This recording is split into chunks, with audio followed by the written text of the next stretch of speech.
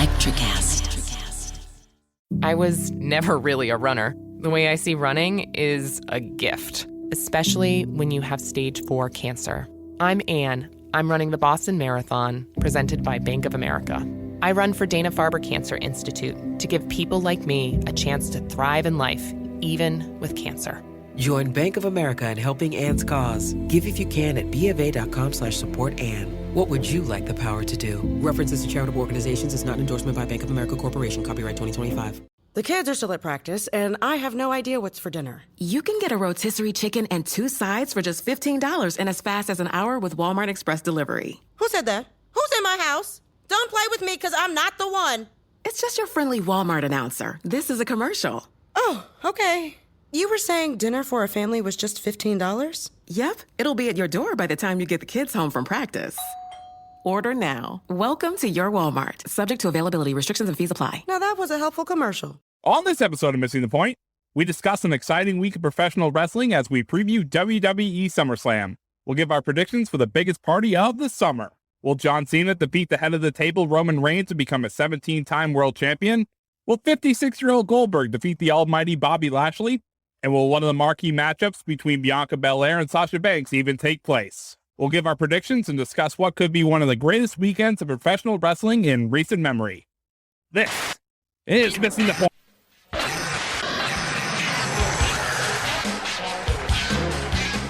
Ladies and gentlemen, boys and girls, children of all ages, you are about to listen to the most entertaining and informative wrestling podcast out there.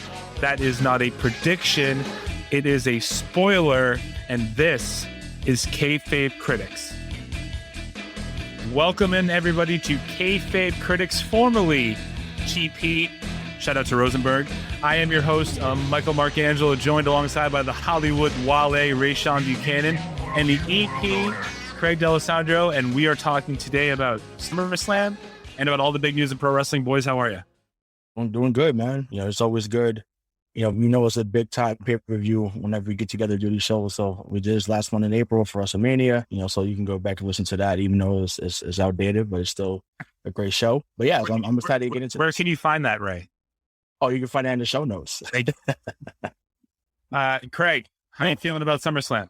It's one of the big four. I'm always excited for the big four, WrestleMania, SummerSlam, Royal Rumble, Survivor Series. I'm looking forward to this one. It's been a long road to finally in front of crowds again, so I'm excited. Yeah, for sure. That's dope. That's the best part, honestly, obviously. I think the sight of a jam-packed Allegiant Stadium in Las Vegas, Nevada on Saturday is going to be everything that we need it to be for a big professional wrestling event. And I want to talk a little bit about the card, and as we go through the card, I want to get your reaction. So before we go through the card, just looking at it right now, Ray, are you overwhelmed or are you underwhelmed about the presentation of SummerSlam this Saturday?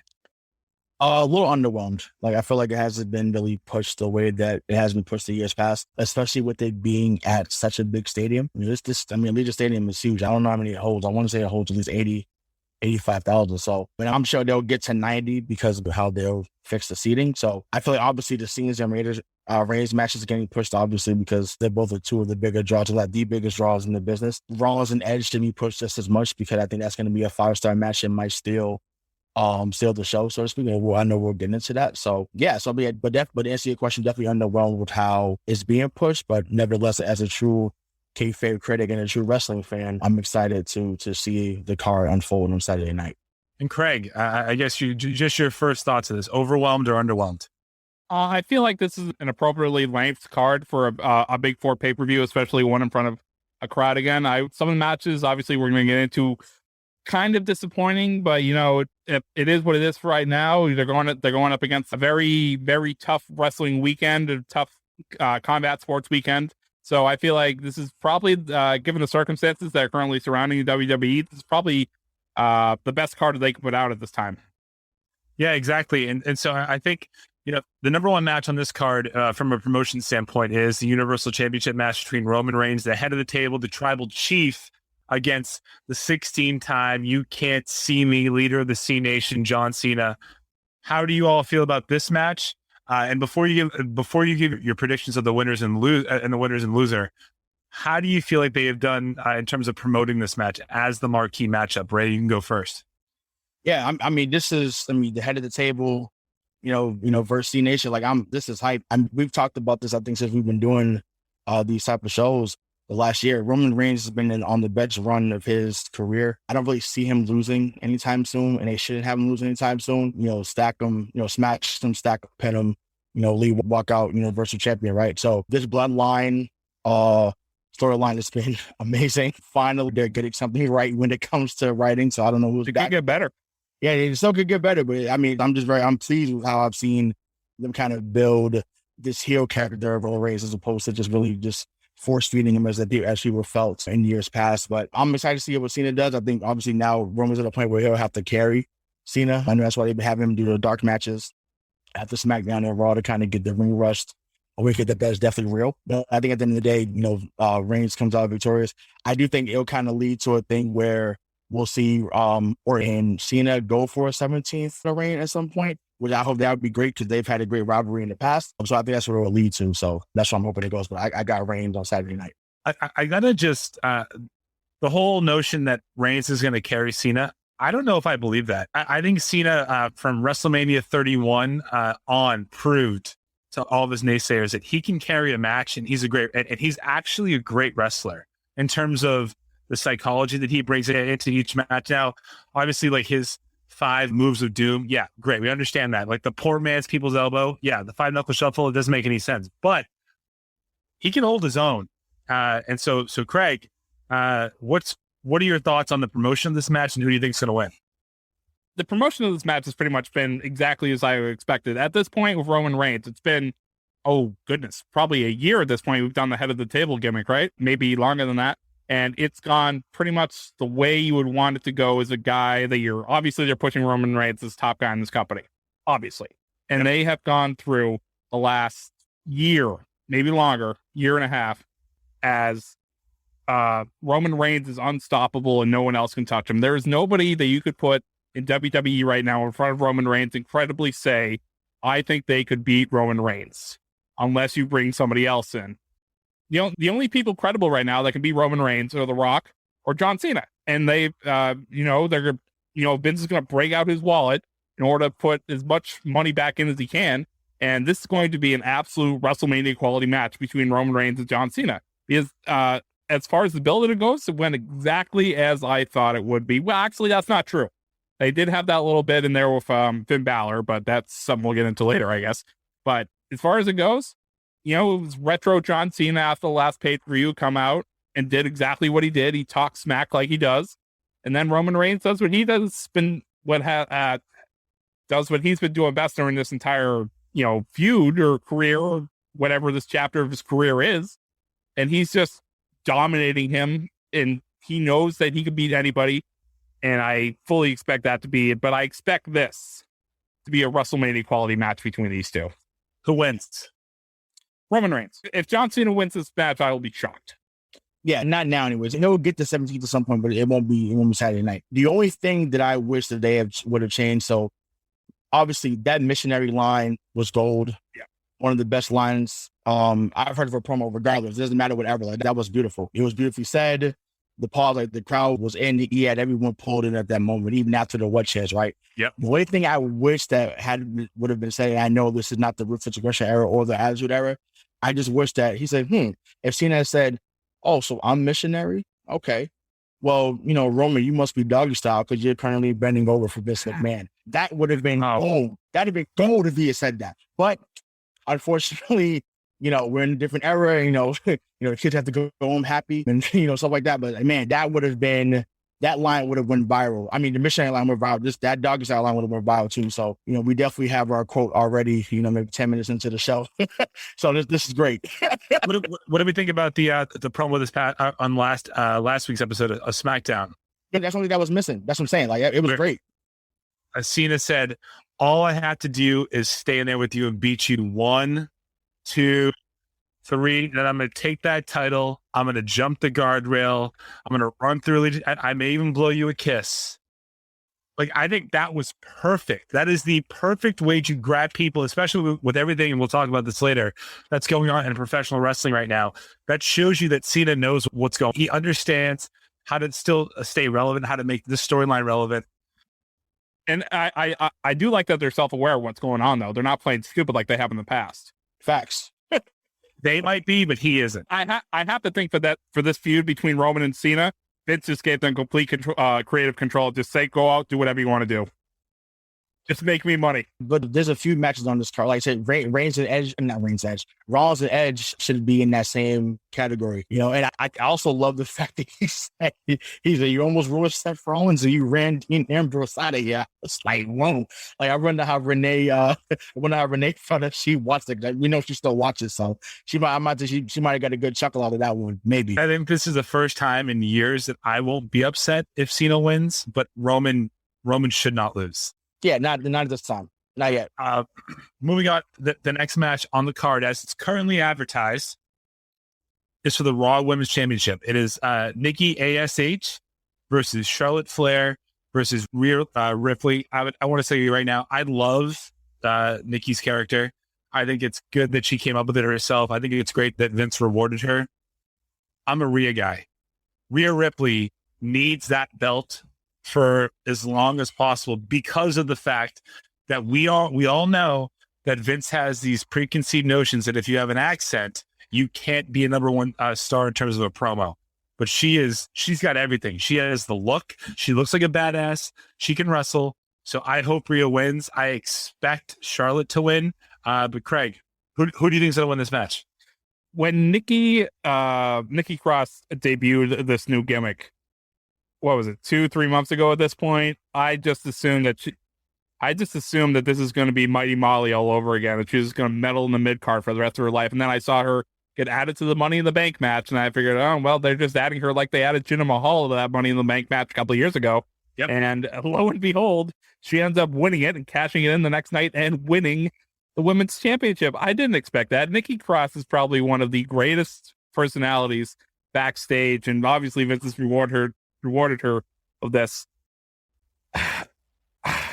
I'm not sure about the gimmick because she keeps losing these matches, but I think that she's going to find a way to win this, beat these two. I think this is at least a hold for her for a while. Ray, what do you think? I don't like it. We talked a little bit about this off the air about what matches are we looking forward to, not looking forward to. I'm not looking forward to. Like, I'm sick of looking at Charlotte and Rhea. I'm sick of it. Like, and once again, Nikki Cross should have won champion as her insane gimmick. That's what she should have won it as. That's what you should have did. And then maybe they could have had a little feud with Alexa Bliss. Like, that would have been crazy. Former tag team champions, best friends. Alexa Bliss turns on her. Like, there's so many other ways they could have went that it would have worked. But you make her as Mighty Molly 2.0. And, like, oh, I'm almost a superhero, and I'm now the Raw Women's Champion. Like, great. But it's like, listen, man, I love the fact that Rhea Ripley was being pushed last year into last year's WrestleMania when she was the NXT champion. I just think that I don't know, I feel like they're kind of burying her character too, so to speak. And I get it. They're trying to, have her go against Charlotte, because Charlotte is one of the best, if not the best, we've seen in quite some time in that division. But I don't know, man. I'm hoping that Rhea gets put over, but I also don't. If Nikki loses, I feel like that's probably the end of this character, because you can't have her keep losing on TV. The character just no longer becomes believable. I just wish that they would, this is the tale of all this time in wrestling, right? I just wish they would stop going back to the same, performers over and over and over. I understand Charlotte Flair is who Charlotte Flair is, and Rhea Ripley is the next big thing. Mm-hmm. And there is just so much talent backstage. Why are they putting, and we'll get into this with Mike in a little bit, why are they putting Alexa Bliss, wasting her in a feud with Eva Marie right now, when she is probably one of the best wrestlers on the Raw roster, on the Smackdown roster, on the NXT roster, anywhere? They're just wasting her in a feud if I could swap Nikki Ash or whatever the hell her name is now out for Alexa Bliss and flip-flop them storyline wise, I would do that in a heartbeat. Because I'm with you, Ray. I'm not feeling Nikki Ash. Maybe it'll grow on me if it sells merchandise, if it sells things. Obviously, they're going to keep her exactly where they are. But I'm not feeling it like I should be. Yeah, I'm not either, and I'm not ashamed to say that I'm not feeling it right. And I'm sure maybe there are some people that are thinking that it can get over, and just to get right that opportunity to see if we can get the character over. And you're right. If it sells merchandise, same thing with the New Day, right? Remember how the New Day? Exactly. I hate the New Day at the beginning. And then the New Day, I was like, okay. I mean, I was a Kofi guy because I, had watched some with Evan Bourne and some other guys, but that original gimmick that they had was garbage, and it turned into the power of positivity, and it really just took off, right? So throwing pancakes everywhere. When the New Day first started, I hated it, but it took like a tumor. It took a while to grow on me. Right, exactly. And this was one that we're glad that tumor didn't go away, because they have been awesome, one of the most decorated tag teams. But no, yeah, I mean, maybe hopefully this is the return of Becky Lynch somehow, some way. And I know, obviously she's home with the baby, and as she mentioned on Twitter at Money in the Bank, yeah, I'm at home breastfeeding, but I'm more over it than you'll ever be, even at home. So I thought that was a great jab. I think we'll get the return of Ronda Rousey at some point too. I know Lacey Evans. Oh, not anytime soon. No, I'm saying I hope that we can get her at some point. At some point, I think so. I like, so I'm a fan. I was watching some SummerSlam greatest moments before we got on, and I remember that match she had with Alexa Bliss back in 2018. And that's the same thing too, right? I'm as much as I love Alexa Bliss, I got tired of her too in that 2017, 2018 where she was dominating the women's division for that year and some change. So I mean, I know Mike, when it comes to women's wrestling, Mike is all about the blueprint, the standard. Sasha Banks, I love that she's back. I know she's awesome. I know. No, she knows. Great. Sasha Banks, that's not where I was going with that. I'm excited to see her against Bianca Belair as well. So that brings us to the next match that we want to talk about here, and that is the Smackdown Women's Championship. But here's the thing, man. So it's Bianca Belair, the EST of WWE, against the Standard, the Blueprint, and the legit boss, Sasha Banks. Now, she is my absolute favorite from Boston, but there have been complications over the last week where they have not been able to make house shows. So my first question is going to be, let's operate under the assumption that this match actually happens. How excited are you for it? Can it top their WrestleMania match? And who wins? Ray. So, I mean, I'm going with the EST. Like, once again, this is her time. Like, once again, Sasha will have a moment again. She'll have another run. But right now, this should be the year of Bianca Belair. Like, she came into last year's Royal Rumble in 2020. Yep. Dominated that one. She comes back this year. Obviously, they put her over, and she wins that event. She ends up going on to win in the main event of night one at WrestleMania. Like, she put on a hell of a show, hell of an athlete, hell of a character. She wasn't alone. Like, she didn't put on a show. She was led in that match by probably the greatest women's wrestler of our generation. I mean, Bianca's no slouch, but I understand what you're saying. But yeah, she's no slouch. So it's like, you can't, you have, your dance partner has to be good too. So we talk about it all the time. So she's the hell of a dance partner. Obviously it's not Sasha barely NXT 2015, because to me that is the standard of a women's match. It's hard to top that, or even Sasha and Charlotte at the 2016 Hell in a Cell. Hopefully I'm right on that one. I knew it was one they had so many matches, but you are. That's lost, and she lost. Yeah, right, exactly. Yeah, she had the pay-per-view, always lose pay-per-views, Lord. Yeah, that is a wild streak. But no, yeah, like I said, I'm all over the place, but I feel like Bianca Belair should win. I love what she's doing right now, and I think that Sasha should continue to help put her over for now. And then, like I said, maybe they'll have their finale match at like SummerSlam or something like that. Craig, let's assume that this match happens. How excited are you for it? Can it top Mania, and who do you think's going to win? So, if you go back and listen to our old shows, you know that I'm not particularly the biggest fan of this feud, because I felt like it was the most vanilla feud that I had ever heard of sometimes. It was just, as far as the promos went, it was just 4 months or however long it was, I'm the boss, I'm the best, I'm the boss, I'm the best. You're not the boss of me. No, I'm the best. It was just that, back. Once they actually got to the match, it was incredible. These are 2 of the best athletes in the WWE right now. If I was power ranking athletes right now, it would be Cesaro and then Bianca Belair. Where does Sasha fall on that list? She's up there. Pure athletes. Oh, okay. Like deadlifting, powerlifting, whatever. Whatever. Moving on. The match from Mania was incredible, and I expect, if it happens, this to top this match. Question is if it happens. So hold on. Don't ruin the big market tease here. Who wins? Bianca. Okay. So before we move any further, I just want to say I am so happy. I don't know what occurred to make this happen, but Vince is finally booking Sasha the way that she deserves to be booked, because she is a top 3 talent on any roster, and she's a top 3 talent on the WWE roster. And for so long, she was overlooked. And again, in that entire 2016-2017 run, she had won 4 Raw Women's Championships. She successfully defended 0 of them. I'm about to say, and lost them immediately. Right. So now, at least they gave her the run that they gave her from December of last year through WrestleMania. I think a heel Sasha Banks is the best Sasha Banks, because she's allowed to say what she wants on the microphone, and the fans are still going to pop. Like, we're still all going to love her for that. So I hope, this kills me, I hope Bianca wins. But more so, I hope that the match happens. And the reason that we're talking about that is that there had been 2 house shows, one in Charlotte, North Carolina, and the other one in South Carolina, where neither Bianca nor Sasha were available.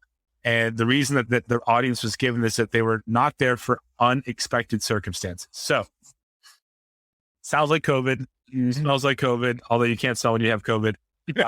So it might be COVID. If that is the case, my question would be, what do they do here, Ray? If they don't have those 2 people there, and this has been advertised, and people will be flocking into Allegiant Stadium to see it, do you insert Becky there? Is that when you drop a big surprise? Yep, I would tell you, I would go, whoa. Yep, come on out, Becky, come on home. Listen, I miss you. I miss the man. I can't. I'm dying for her to come back. So I think, hey, calling him, hey, get the baby a couple of bottles, put him in the backstage with Seth, have her come on out and go crazy. Doesn't have to be a match, just to say, hey, the man is back, and that could be enough fanfare as is. But yeah, I mean, hopefully, like I said, it's not the case, and it's hopefully it's something where they, I don't know what it is, but hopefully it's not tied to COVID. But I'm assuming it is, right? But I also feel that would have been out there. They would have said that by now. Yeah, because they talked about it with Keith Lee. They would have brought, you know what I'm saying? Like, they said about Keith Lee, so maybe it is something else. Maybe it's not. Yeah, but just to be clear, when Keith Lee had it, that's when the majority of the people out there could not get vaccines, and they were not readily available. So it was okay to promote that people had COVID.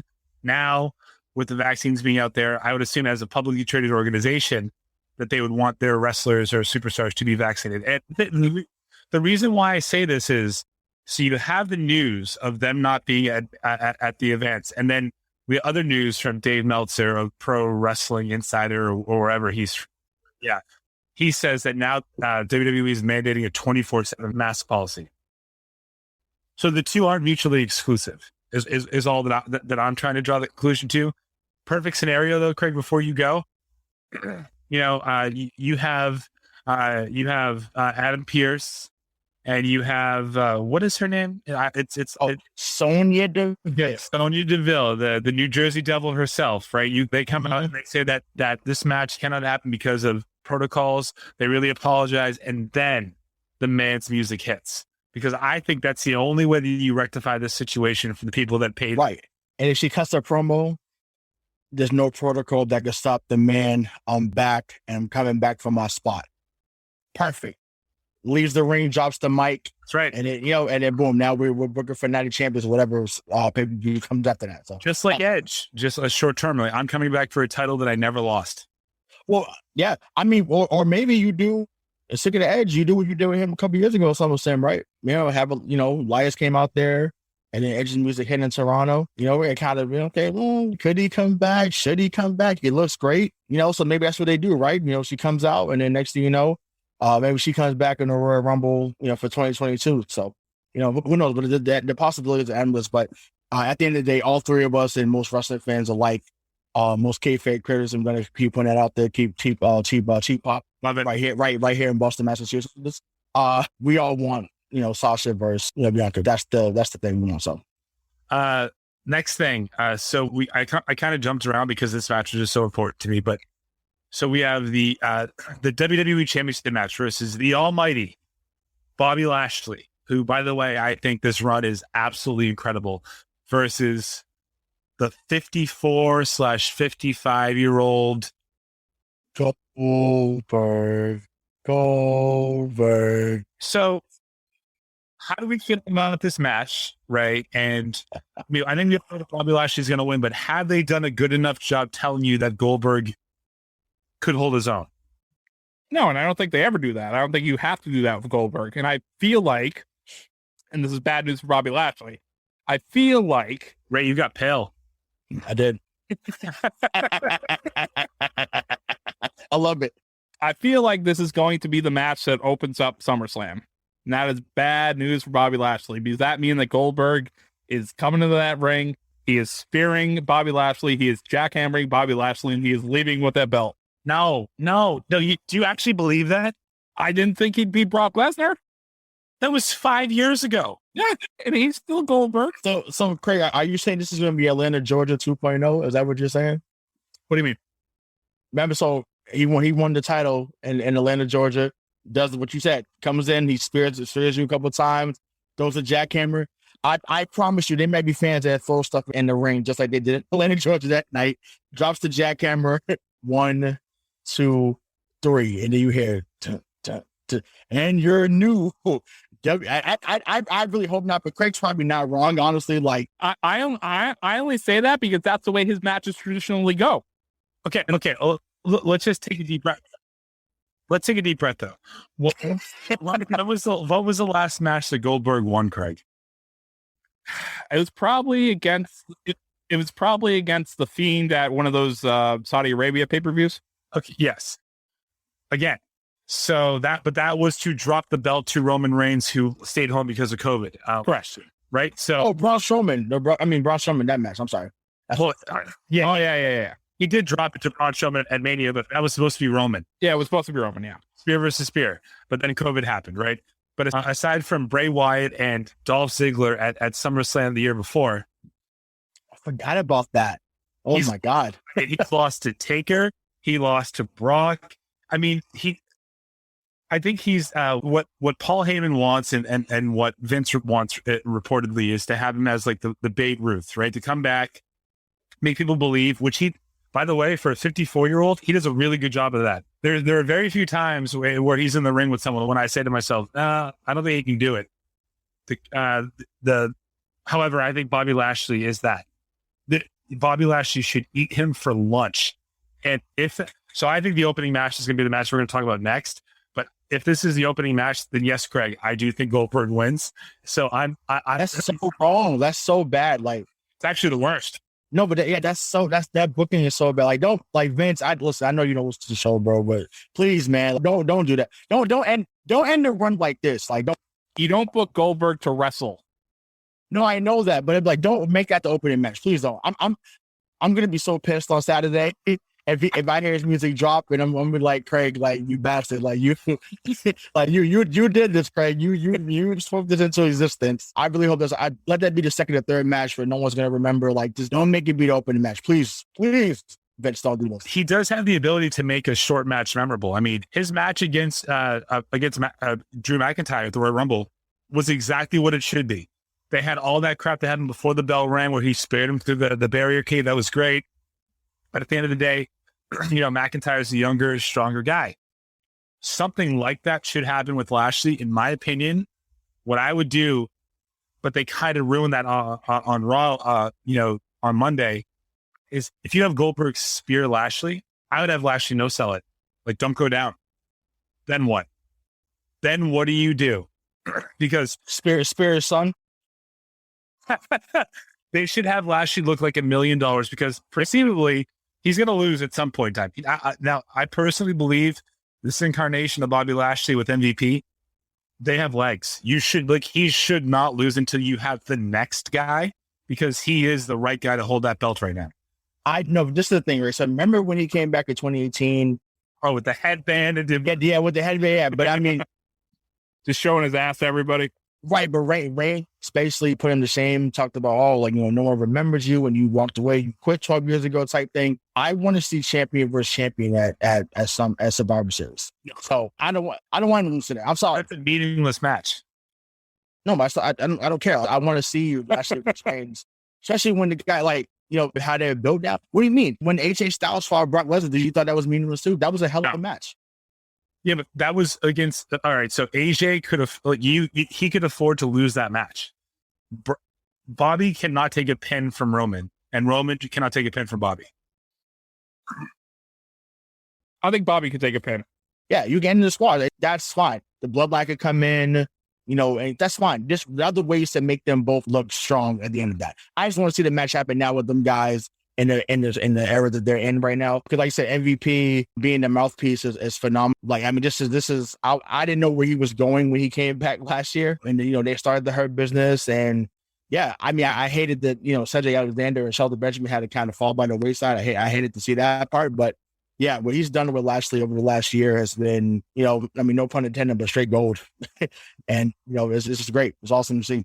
Personally, best case scenario for me out of this is Lashley beats Goldberg handily. I said on Raw, MVP and him cut a promo about how there's just nobody left for him to beat. He's beat everybody. And then you hear Brock Lesnar's music hit. And now it's on. Now, I would still have Brock lose, by the way. But that, I think you can sell that. Those are two legitimate MMA fighters, wrestlers, collegiate wrestlers. That's what you want to see. There's no way Vince has Brock come back to go to lay down. No way. He brought Brock back after 8 years to lay down to Cena. That's different. Lashley ain't Cena. Cena is the. You make Lashley Cena though. This is it. Yeah, but he's not. Lashley's like in his mid-40s. You're not looking to make him Cena at this point. Look, I'm sorry. Sorry for the younger fans that think that Lashley is a lot younger. He's been around. He was the ECW champion. He was around at WrestleMania Freaker 22. Watch that match with Vince, the hair versus hair with Donald. Like, listen, he's been here for a long time, okay? Sorry to burst that bubble. Sorry to break the kayfabe. Whoops. So see, wait, how Cena said, see your fourth wall, but yeah, you're not looking to make him that guy. Like, this is no different than what we saw in 2017 when Jinder Mahal became champion, right? This is a better run than Jinder's, in my opinion, but that's a whole nother subject for another day. But yeah, so I don't know, but I think, yeah, there's no way that Brock comes back to lay it out. Not right away anyways. Like, that wouldn't be, I think that they would have a feud going back and forth that led into WrestleMania the next year. The match that I think is going to open the show is the match we should talk about next, which I think, just based in WWE storytelling, aside from Roman versus Cena, I think it's going to open the show. I think it's the best story that's been told. It's Edge versus Seth Rollins. I think this match not only has the ability to be the match of the night, it can steal the show. I don't think it would be surprising if this was the best wrestling match of the night. But here we have the rated R superstar Edge, who's fresh off. I think that this run over the last 2 years has been exactly what he needed it to be. No one questions his ability to work. It's still believable. And then this Seth Rollins feud, you can always tie back to 2014 when he was standing over him and Cena had to reinstate the authority to power, or Seth said he was gonna stomp on his stack of dimes neck. So if again, Edge doesn't need he does not need any more victories. In reality, he's already a Hall of Famer, right? So he doesn't need to win. If I'm booking this match, I have Seth Rollins cheat to win, but Seth Rollins goes over. Craig, what do you think? I think that this match has been a very, very appropriately booked. Yep. Seth Rollins thought he almost guaranteed himself that he was going to win Money in the Bank. He didn't end up winning it. And then he goes for the next guy who he felt took his spot. Just coming for Edge. And I felt like out of all of these matches, every single one of them, I don't care from championship to the mid card or to the lower card, this has probably been the best booked or built match out of all of them. It's just traditionally booked very well. And I'm very happy about that. Who wins? I'm going to say Seth Rollins. wins this. Even though I think Edge needs to win more, I still think that Seth Rollins ends up winning it. Ray? Yeah, I mean, I can't do it like Tony Chimel, but I'm going with the Rated R Superstar. That was awesome at Beth Phoenix's speech when he came and did. That was great. But sorry, that was awesome. No, but no, I mean, but you know why it was appropriately booked, Craig? Like, there's something different about those Attitude Era guys. They know how to build a story. Yep, they just do. So the intense look in the eye for a promo, him letting Seth get his stuff in, say it out, and then say it back, like that, to me, that's how you build. So Edge knows how to tell a story. Cena knows how to, like, those guys in the era know how to tell a story. And then Seth Rollins just happens to be one of the newer guys that knows how to tell a story too. So that's why it comes together perfectly. And I mean, Seth Rollins has been the standard for opening matches. So I feel like you better have a damn good match after that if they do open it. Because when he opens up a match, it's been a classic. I mean, I know he didn't open at 33. That was him with the Triple H, but he opened at 31. He opened at 31. That was a hell of a match. And when he opened up in 39. But also 34 though, when he won Intercontinental Championship, won the Grand Slam title. I don't know if that was there, and it was crazy. The crowd went nuts. Oh, then he also number 35 too. Oh yeah, Brock. Yeah, against Brock. Yes. So yeah, he delivers opening matches. So you better have a damn good follow to that if that's the case, because he's going to deliver. So is Edge. But I mean, I'm going with the Rated R Superstar. Not because I think he needs to win. I just think that Edge gets put over, and we'll still have a few going on with them for the next few months, and then it may be concluded at the Royal Rumble. Next match. I mean, I think that this match is going to be a great one. But I think it's okay. So it's the Smackdown Tag Team Championships. It's the Usos versus the Mysterios. The problem here is I love the Usos. I love this incarnation of the Usos. I mean, you're a terrible person if you don't like Rey Mysterio. And Dominic has done everything that he needs to do to prove that he belongs in that ring. So I think this should be a great tag team contest. The scary part for me, though, is that Vince doesn't like tag team wrestling anymore. I don't think that he loves it. I don't think he cares about it. If they give this 15, 16 minutes, it will steal the show. But I think that the Usos need to retain their titles because the bloodline storyline of them having all the belts going into what I think will be The Rock coming in at Survivor Series, they need to have the most momentum possible. So my hope is that the Usos win, but it's hard for me to root against Ray. Craig? Yeah, and you hit the nail on the head. This is pretty much, as far as the bloodline story, I don't see them changing them much. The Mysterios thing was good. It had a lot of legs, especially that Rey Mysterio versus Roman Reigns in Hell in a Cell. I enjoyed that. That was good. But as far as this match goes, I don't really. It'll probably be a great wrestling match. It'll probably be fun to watch, but I think the outcome's pretty much baked into the pie at this point. I don't see the Usos losing this one even close. Maybe some false finishes, of course, but I think, heading into next year's WrestleMania, the road's already paved. So go with me here for a second. I'm going to say something kind of wild. What if Dominic's the reason... Oh, no, not Dominic, sorry. That Ray is the reason they lose the match and Dominic turns on him after? I think that would be great. I'm here for that. I think that would be phenomenal. We saw a father-son thing, obviously, with Vincent and Shane back in the early 2000s. I think that would be phenomenal. The problem here, though, is not to cut you off. Dominic can't, as we currently have seen it, he can't talk. No. So if you're going to be a heel, you have to have at least you have to have a manager, or you have to be able to do work on the stick. You know what I mean? Yeah.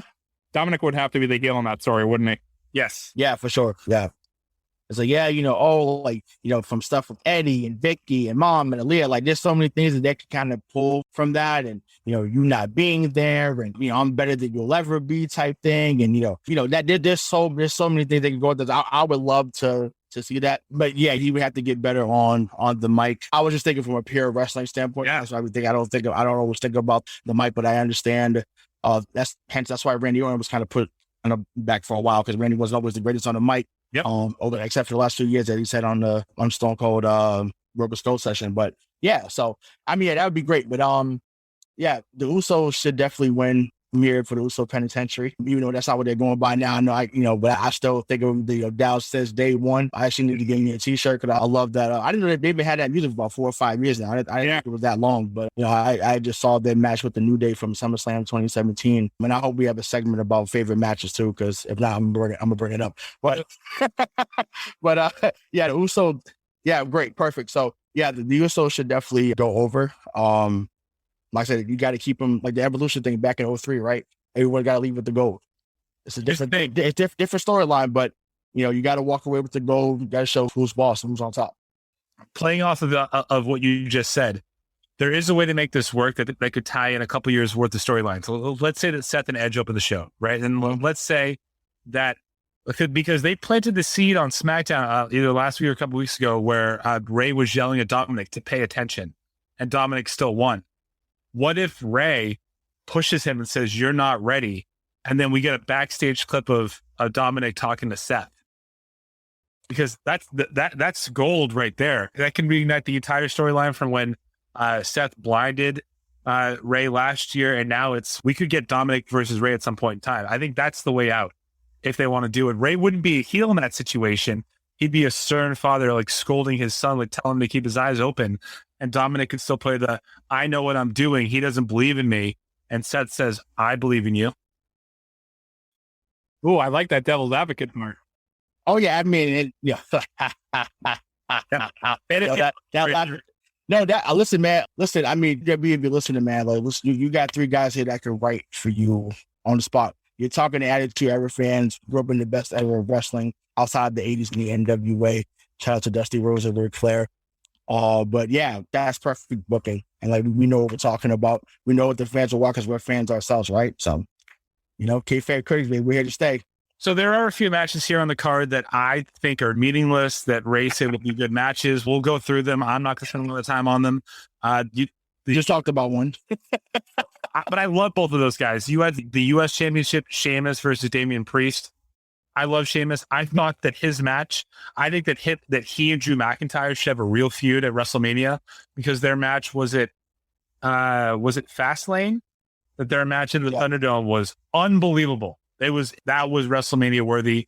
I think Sheamus is at the top of his game. Damian Priest is a good hand. I don't think he's great on the mic. I think it'll be a good match, but I don't particularly care about it. I hope that Sheamus wins, right? Yeah, listen, I'm a big Damian Priest sold me at WrestleMania. Sold me. I'm over. Like, I saw a little bit of NXT, but I'm like, when I saw him at WrestleMania with Bad Bunny against Miz and John Morrison, I was like, okay, this guy, he has it. And I keep going using references from the old school, but how perfect would it be? Because it seems like he has this type of character. Can we make a new Brood type character with him being the leader? I think that would be awesome. I don't know who they put with him. I have no idea who they put with him, but I think him being the leader, like a new Brood type thing, I think that would be crazy. And once again, Michael Hayes is still there. He's the originator. Like, hey, Mike, go talk to him backstage about what worked with the Hardy Boys or what worked with Gangrel and Edge and Christian. Like, that to me would be phenomenal. And Damian Priest kind of reminds me of a young Edge as well. You know what I'm saying? So to me, that's why. So yeah, and once again, Sheamus is a hell of a worker too. So why wouldn't it be a good match? Like, is it going to be the best match on the card? No, but am I going to be entertained by it? Because I think Sheamus is a great worker, and I'm a fan of what Damian Priest has done so far. I think and projecting what he'll do in the future. So I think it's going to be a good match. Obviously, not going to steal the show, but something I'm going to be not going to grab my popcorn or go and get water or going to the bathroom. They'll probably do it at Allegiant Stadium. So I'll be locked in. And, since you asked me who's going to win, if you didn't ask me, I'm going to answer. I got Damian Priest going over. Craig? You used to win. This Sheamus United States Championship run has been so oddly booked, because I've been watching it since the beginning, and I understand he got injured, but it's just been so weirdly booked. He tried to do the United States Championship thing like John Cena did a number of years ago. That didn't end up going his way. He kept on facing the same guy over and over and over, and it just didn't go. And then just to insert Damian Priest, who I love, who I think is going to end up winning this match, because Sheamus has done nothing with that title. I think Damian Priest could do more with it. It's just been a weird feud. And you had Damian on that thing with the Miz on Monday, then suddenly, he's facing Sheamus this week. for the championship. It's just been weirdly booked. I expect it to be a good match, but I think Damian Priest takes it and actually does something with that belt. I do think that it is WWE's fault that we feel this way, that I feel this way about Damian Priest, because they booked him into an oblivion with that fucking zombie thing at WrestleMania Backlash. That was terrible. No one should ever have to do that. It was the match that they did in NXT between Dexter Lumis and... Yeah, except Vince made $1 million off having the zombies because of the paid partnership with Batista's new movie. Oh, yeah. That's it. Next match, McIntyre versus Mahal. We get 2 out of the 3 members of 3MB battling each other. Does anybody care about this match? And is there any reason as to why McIntyre should not win? Ray? So you got me. I don't care about this match. You're right. I don't care. I don't. But Drew McIntyre has won me over. I wasn't a fan when he came back a few years back after, I know he had his match at WrestleMania 35 against I guess Roman Reigns, but yeah, this run from 2020 to now, winning the championship a few times, and he's gotten better on the mic as well too, and made his character a lot more believable. It really does now look like the chosen one. Yeah, like I said, I don't care for the match, but Drew should be the guy that goes over. I actually want to see another run at some point. I think he was that good a champion last year. Him and Randy had a great feud. I wasn't here for him and Lashley, although they were great dance partners, but yeah, I'm here for Drew winning on most occasions, but I'm here to see him win on Saturday. Yeah, I feel the same way. I said Drew McIntyre did great at the top of the card, but for a guy like him, he can only be up there for so long before it just kind of gets stale. And, Mike was talking earlier, Vince and his accents, he doesn't love people at the top of accents for that long. So he needs a little trip to the mid card. He's going to face Jinder Mahal, I assume, longer than this match. I assume this feud will go on for a couple more months. I actually think Jinder Mahal will win this match just because I assume there will be some kind of shenanigans and Drew McIntyre will probably chop somebody up with a sword. But this match does nothing for me. It's a standard mid-feud wrestling match. I hate that you're right, so we're just going to move on. Yeah. Raw Tag Team Championship, AJ Styles and Omos versus RK Bro. Oh, I love Randy Orton and Riddle. Matt Riddle is his name. But I love their pairing. I think they're perfect with each other.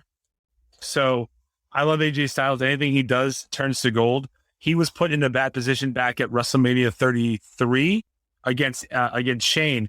Nobody thought that match was going to be worth anything. And they stole the show that night. They stole the show in Orlando. Bad match that Shane had at WrestleMania. He hasn't. Right. So to say, yeah, that's what I'm saying. So because it wasn't a no holds barred match, it was a regular wrestling match. So they put those two in the confines of a regular. He couldn't go. He could have been counted out. He could not jump off the Titantron, jump off the stage. Right. But even in those confines, they still had a hell of a match. Everything AJ does turns to gold. I think this match could be great. I'm pulling for RK Bro. Right. Yeah, I am too. Omos has gotten considerably better from what we saw even at WrestleMania.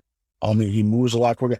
Honestly, this is where the old school theory with big men in WWE, because Undertaker says it, Kevin Nash says it. You could tell that they've been embedded in their brains that less is more. I think Omos is kind of like how Big Show was back in the day. Yep. I think he could drop kick. I think he could jump over stuff, but they're just less is more. Move slow. Don't go too fast. Same thing with Braun Strowman too. But I think he's even more talented than what Braun Strowman was. And that's saying, but I like Braun Strowman, but I think he could do more than what Braun Strowman was doing, right? So, AJ Styles, you can't help but, get something from AJ being there next to him, driving with him on the road, doing stuff with him in the Thunderdome. They definitely became, Vince was right to put Omos with him for the time being. So Vince did Omos a solid one there in that regard. But it's time. It's time, brother. It's over. It's time. Let the RK Bro. They can go on a serious run. I feel like I know Randy Orton definitely is someone that likes to do stuff alone, but it's just something special when he gets together with certain tag teams. I didn't care for Legacy as much. That was more of a little faction, but that was Cody and DiBiase's son. I'm like, all right, whatever. All right, there was a $1 million dream there. Whatever, fine. It was more like $1 million nightmare. Anyways, in my opinion, outside of the feud they had with Vince and Triple H. But yeah, this that was a gold nugget in a pile of crap. the home invasion aspect of that was it was phenomenal, right? But I'm saying like that. But I think that like you said, they have something there with Riddle and him, and it's the perfect blend. It just makes me think maybe they should do something with Rob Van Dam back in the day, but we'll just well, he did do something with Kane, but that's a whole different character. But he also put belts on Rob Van Dam in 2006, and then he got pulled over with pills in his car. So like he did. Yeah. Unfortunately, he stole the whole damn show. But he was one of my favorites. But anyways, but we can do that's another time, another show. But yeah, RK Bro should be put over. I would love to see him go on the Elevator Run as tag team champions and just see different vignettes they're gonna do with having them as champions. And Brandy, I miss you, bro. It's like, it's so good. Yes, it's perfect. It's great. I also believe, right before you go, Craig, that if they do this properly, they should have Riddle turn heel on Randy Orton. Oh, for sure. That should be the move to plays into next WrestleMania, because Randy can do anything, and no one's going to expect Riddle turning heel on him. So that's what I would do. But in this match, in this context, Craig, who do you have? Who do you want? Well, the supposed long-term booking of this is Randy Orton and Riddle being attacking for a rather long time. So I totally expect that, based on what we just saw, you can't tell me what we saw based on Monday and in the week before that they're going to do that and not have them walk out of SummerSlam Tag Team Championships. I think as far as Omos and AJ Styles goes, that's a good feud right there for them that they could possibly do. Omos, the criticism of him was he was super green and he was a bad talker. He's looked better since WrestleMania. I think that could be a good feud. Maybe not necessarily AJ Styles versus Omos, but that's a good feud in the making right there. But I do think at the end, there's no conceivable way that I can imagine Randy Orton and Riddle not walking out with the tag team champion. So I think what happens, so to add on that, Craig, I think that's a good idea. It's almost like you're a long-time wrestler fan. Then Stone Cold pulled a gun on Vince McMahon in the middle of the ring. Right, exactly. Bang, I thought he was really going to shoot him. I did too. I think that they should be champions up until the Royal Rumble, right? They both go Royal Rumble match. Riddle actually eliminates Randy Orton, right? They drop the titles maybe the next night, whatever, maybe next pay-per-view. And then that's when you charge them. They build, bro, I thought you were X, Y, and Z. Bam, hits him with the slipper, whatever, as he jumps off. And the next thing you know, that sets up for WrestleMania, Riddle versus Randy Orton. Now they told a hell of a story. I think that would be perfect, honestly. So hopefully it happens. We have two more left of the card. We have Alexa Bliss versus Eva Marie. I think Lily's going to interfere in this match. I don't think it's going to be anything. Alexa should win. So bad. Yeah, so bad. I don't think there is going to be a winner in this match. Well, the fans will be losers, I promise you. Yeah. Should we spend any more time on this? No. Next. Me and Ray were talking about this earlier. Alexa Bliss is the position that Nikki should be in right now.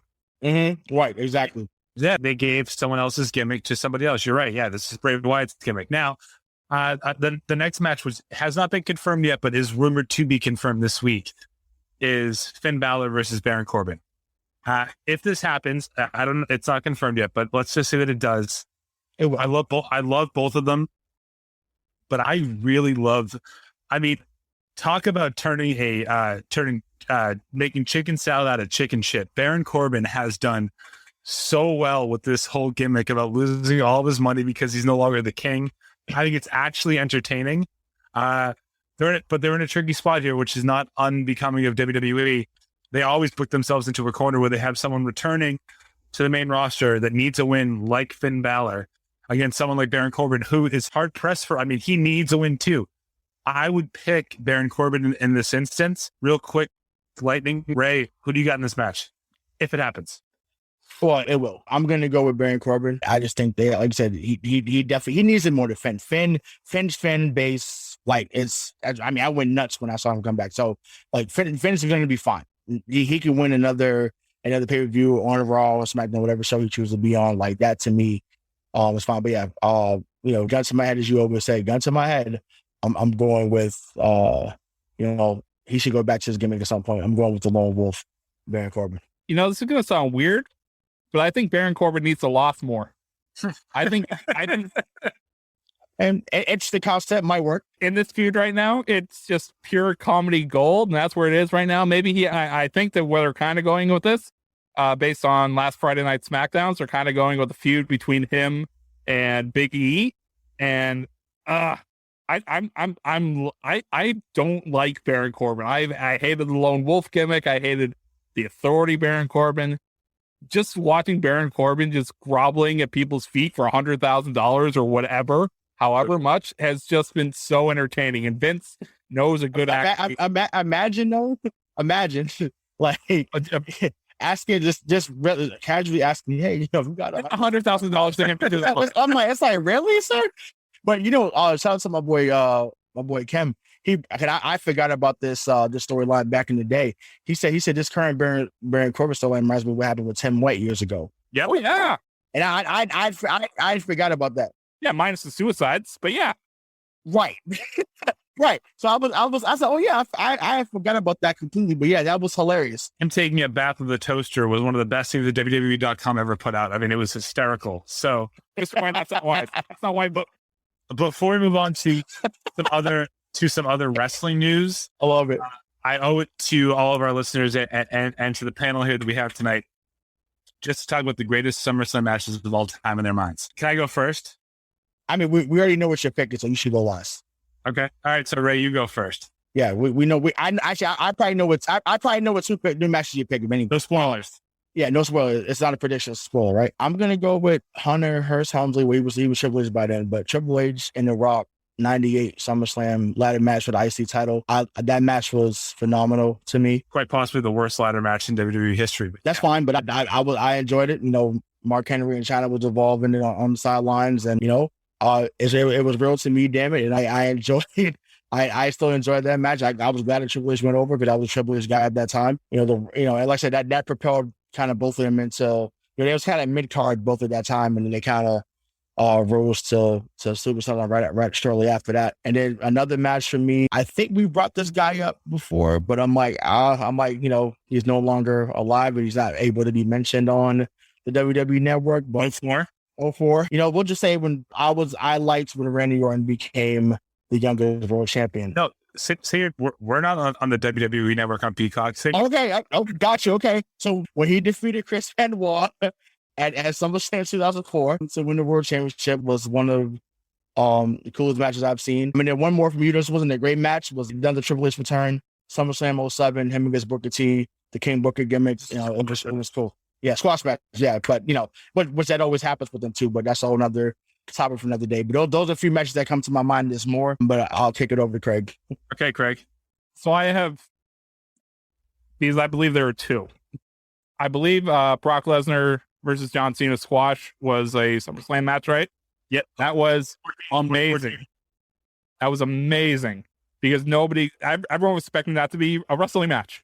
Everyone was expecting to be John Cena versus Brock Lesnar, and it was just going to be a phenomenal wrestling match. Turns out John Cena got destroyed, and it was so nice to see because John Cena was at the height of his douchebaggery at that point, and it was just so nice to see him swatch. Other one, 1998, Highway to Hell, SummerSlam, Undertaker versus Stone Cold Steve Austin. Loved it. I mean, the spot of the leg drop off the turnbuckle to the table, that was excellent. Okay, so mine, I think Ray knows this. You might know it too, Craig. My number one greatest SummerSlam match of all time is 2002. It is the return of the Heartbreak Kid, Shawn Michaels versus Triple H. 4 years gone, an unsanctioned fight. Oh yeah, that was a jeans fight, right? He's walking through the curtains in jeans, and Arn Anderson says, you know, this isn't like riding a bike. Then he goes out to have a 43-minute long match with Triple H where he does all the most insane shit. And on the way back through the curtain, Arn Anderson said, well, I guess it is like riding a bike for you. 4 years gone. That's number one. Number two, I have three. 2013, CM Punk versus Brock Lesnar. Go back and watch that. The story that they told with Heyman being the guy for both of them, that was at the end of Punk's run in WWE. But that match was absolutely incredible. And the third one, Trish versus Charlotte. Oh wow! Oh yeah, that's not where I thought she was going. But okay, if you don't recognize the level of just how great Trish Stratus truly is for her to come back in 2019 and put on, again, you have to have a great dance partner, and Charlotte is that. But after, what was it at that point in time? Was it 13 years since the last time she had a singles match in WWE? She retired young. Okay, 2006. Yeah. To take care of her mom. Only in her mid-30s, I think. Yeah, took care of Mickie James too. But in Toronto, that match was incredible. And just middle of the match, when you hear the crowd chant, "You still got it," and she takes a bow to them. That's what wrestling is all about in its purest form. Right. It's moments like that. So before we wrap up, we are all WWE loyalists. We admit that. We would be hard pressed to close this show without talking about the fact that there is a real possibility that SummerSlam is not the biggest event of this week, never mind the summer, because All Elite Wrestling, AEW, is running an event in Chicago on Friday, their second episode of Rampage, and CM Punk is rumored to show up. So my question would be, does this overshadow SummerSlam? And how big of an impact do you think now in 2021 can CM Punk have in the wrestling landscape? Ray, you go ahead. So, I mean, I've been clamoring for CM Punk to come back into wrestling, period. Like, it didn't matter what avenue it happened. So it could have been Impact. It could have been Ring of Honor. It could have been like whatever. It could have been WWE, whatever, right? He still would demand, he still would be a draw. He's still a draw. Like, hey, he's been gone for 7 years and people still hijack the show and yell, CM Punk. Like, I listened to Cult of Personality on the regular, and I didn't even know what the hell Living Color was before that was the theme song. But I listened to that group just because of him. So it's just like he's awesome. Like, he's everything. Like, he's the anti-Cena, he's the anti, establishment, so to speak. So that's what made it work for him. Does it overshadow him? No, it doesn't overshadow. Listen, man, until we get a point like it was in the mid-90s where AEW is taking over, ratings weeks or taking over pay-per-view buys or whatever you want to call it, ticket sales. Like, they're not on WWE's level. Like, they've been around for too long at this moment. So it would be a nice story. We'd love to see CM Punk come back. To me, it's a little oversaturated over there at AEW, but once again, I sound like a WWE lawyer as opposed to just a wrestling fan in general. But yeah, I would love to see CM Punk come back into the ring and, go against someone like Orange Cassidy or MGF, or who knows, maybe another even, him against the Painmaker. It's got to be Darby Allin. Yeah, but to me, it should be Orange Cassidy or Kenny Omega. That's just me. That's what it should be, because that's what his name demands you to put him against that type of talent. Like, not to say that Darby Allin's not to the hits, but Orange Cassidy, who I think is he might be top 10 in the business, regardless of where he's at. And then, obviously, he had that feud with Jericho at WrestleMania 28, but, obviously Jericho will come back as the Painmaker. There's different ways to kind of put that in there. So yeah, I would like even MGF. That would be awesome. You know what I'm saying? Something like that. Anything with those guys would be gold. So yeah, like I say, it doesn't overshadow, but I hope he does come back, and I welcome him to come back because that means there'd be more competition. So I'm here for it. Greg, as someone who has readily admitted that he doesn't watch much of AEW, knowing the fact that AEW has now garnered a million viewers for a pretty regular standpoint on all of their shows, they're being really smart, and they are not running directly opposite of WWE programming, which will make it hard to have a ratings type war like they did back in the 90s. What does the signing and the prospective appearance of Punk on Friday mean for the landscape of professional wrestling, knowing that Brian Danielson's not far behind? Can I take it even further than that? Do whatever you want, dude. I think that this week in wrestling, this particular week in wrestling, maybe last week, if you include last week as well, has been probably one of the biggest indicators that it is a problem, and it has been a problem in professional wrestling for a while. And that is that they rely way too much on nostalgia. You look at AAA wrestling this past week in Mexico, Ric Flair. Sting is wrestling on TNT on Wednesday. Christian is now, is he the AEW champion or the Impact? No, he's the Impact champion. I'm sorry, that was awesome. That was amazing, man. That was awesome. Yeah, but it's not building. But it's not. It's saying that these companies are still relying on older talent that have not been around for a while. And people love nostalgia, but it just proves that they're not able to make new draws. So it's still a problem. It's not a bad problem, but it's still a problem. But isn't Punk the wrestling comparison to Barry Sanders in the NFL? He left too early. Yeah. At some of the height of his powers, hasn't done anything. And now he's come back and he's done plenty. He hasn't done it well. Some movies, that's fine. But in terms of professional wrestling, and I think your nostalgia thing is a real problem. I think WWE does it wrong. I think if you bring back nostalgia acts to better the talent that's currently there, like, yeah, Christian won the Impact World Championship. That's great.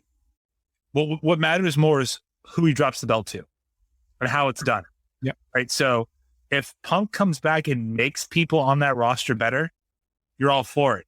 Right. That's why you bring The Rock back. The Rock has no need to wrestle John Cena in 2012 and 2013. I watched it. I watched both of them. Because in 2013, it's really 3 if you count the tag team match. Yeah, but again, you watch that and it makes it like again. Shawn came back after 4 years. 4 years now. No, but that was passing up the torch though. Like same thing. Hogan didn't need to fight The Rock either in 2002. Well, he wasn't supposed to. He wasn't supposed to be a face. Remember that? No, yeah, right. But I'm saying, but still, like he didn't need to face The Rock. Like Hogan was already beyond legendary. The Rock was on his way. He also wouldn't he wouldn't do the job for Austin. Right.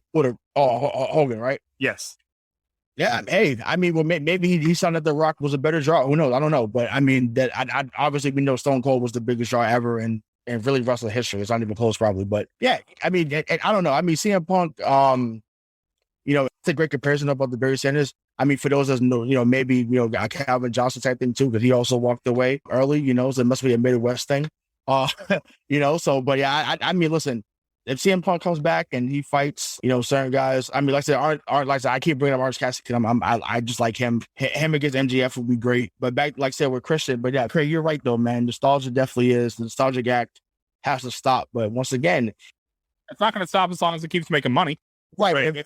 But also if you can't put over certain stars because fans, once again, if they listen to the crowd, if the crowd is not feeling certain wrestlers, so yeah, what are you going to do? Like, I think about, remember that? I mean, it was more of a comedy thing, but I remember when Heath Slater was coming out week after week on Raw. Against Legends, yeah. And all the Legends kept coming back. Like, and I mean, truth be told, that was the way to put Heath Slater over. And it didn't work. It never won, but yeah. Yeah, it didn't work, but it was cool to see Lita. It was cool to see APA. It was cool, it was cool to see those people come back, every now and then, City. Yeah, wow, man. WrestleMania 1. Yeah, WrestleMania 1. Woo, that was crazy. So yeah, so I don't know, man, but to go back to your original question, Mike, because we went left, right, up, down. It doesn't overshadow what's going on. WWE is still king, and if SummerSlam does what they need to do, we won't be talking much about what happened with AEW. We will because we're wrestling fans, but not the casual person will be talking about what happened. My last question would be, given that AEW's ticket sales have been better than WWE since they've been allowed to have fans back, they sold out, I think it was the U.S. Open Arena in New York City, and they sold a lot of tickets for all their New York City shows, and WWE cannot sell out at MSG. My question to you, Ray, is AEW a viable alternative for wrestling fans right now? Yeah, absolutely. Absolutely. Now, will it last? Because once again, TNA had fell off. Impact fell off for a while. Like, your point though, before you go down that road, Tony Khan has more money than Vince does. That has not happened since WCW. Right, but it has her to have more money as well. And look what happened. Like Kevin Nash and Scott Hall said it best. He said WWE is a television place that does a wrestling company that does television, and the WCW was a TV that did wrestling. So that's what might be happening down in AEW. And eventually they're gonna have to do these bigger tours. Like if that fan base is growing like that, you can do more than the All-State Arena, which I know that's a hot spot for wrestling. But United Center, they sold out. They sold out the United Center. Okay, great, but that's sort of, that has to keep happening, then, right? So, and I know they can't do the Garden because I know that's only exclusive to WWE. But yeah, I mean, yeah, it's definitely viable because the talent they have there, right? So I know like Mark Henry and him going over there. Big Show's now over there. But yeah, it does look a little bit like WCW in the sense that they're bringing in their version of Randy Savage's, the Hulk Hogan's, the Roddy Pipers. Like they're doing that with his older, because Chris is older, Jericho's older, Mark Henry's older, Big Show's older. So it's not like, not getting, they're bringing them on as, as the announcer team, or they're on the sideline. It's like, I don't know. So to me, they are mimicking what, and they're on TNT, so mimicking what Ted Turner them did. So they may get to a point where they surpass WWE in the ratings or ticket sales or whatever. But we know ultimately, when Vince or Triple H or whoever, it's like they get into their really creative mode, as we saw during the Attitude Era and Ruthless Aggression Era. There's no one that can mess with WWE. I'm sorry, it's just not. Also, I think it is worth noting that AEW is different in the sense, and I think that they're smart in the sense that they're not trying to divide the audience because they know that it's not what it used to be. They're not trying to go head to head with them. So they're going on. For now. WWE tried to take them on with NXT and they got their asses whooped. So, yeah, I think for the first time, they're all, wrestling is cyclical. There are these things in wrestling that happen over and over again that make you think, well, we could be on the verge of this. I think this is the most interesting time in wrestling since 2011, which was the summer of Punk. I think him walking away out of the Allstate Arena with that belt when we didn't know if he had signed a contract, that was amazing. Now WWE shot themselves in the foot, as always, by bringing him back in 2 weeks to have him wrestle against Cena at SummerSlam, only to lose because of Kevin Nash, another nostalgia act, and Alberto Del Rio. But they got it right. I think the more viable wrestling shows out there, the better for all of us, especially us doing this podcast. Facts. So that will do it for the inaugural episode of Kayfabe Critics, formerly Cheap Heat. I am Michael Marcangelo, joined by Rayshawn Buchanan, Craig D'Alessandro. Thank you so much for listening. Let's go enjoy SummerSlam. Hi, I'm Sherilyn Fenn from Twin Peaks. What did you do on your last Saturday night? Did you hear something? Toilet paper. There's nada. The reserves have gone dry. People are hoarding it. I should have done that. They're all out of hand sanitizer at my Target. Mark, when did you last watch the news? We are getting reports of forced quarantines in China, Japan, and now Italy. You're cutting onions in half and putting them around your apartment. Yes, exactly. It kills the COVID. Excuse me? Let's go. Get in. Vamos, rápido. Have you ever driven one of these? Never. I'll drive, ladies. I've got the keys. Excuse me, I'm lost. I'm looking for my wife. I got turned around. Join me, Eric Roberts, Jennifer Elise Cox, and Ed Asner for The Last Saturday Night, an Electrocast podcast. You'll love it. Electrocast.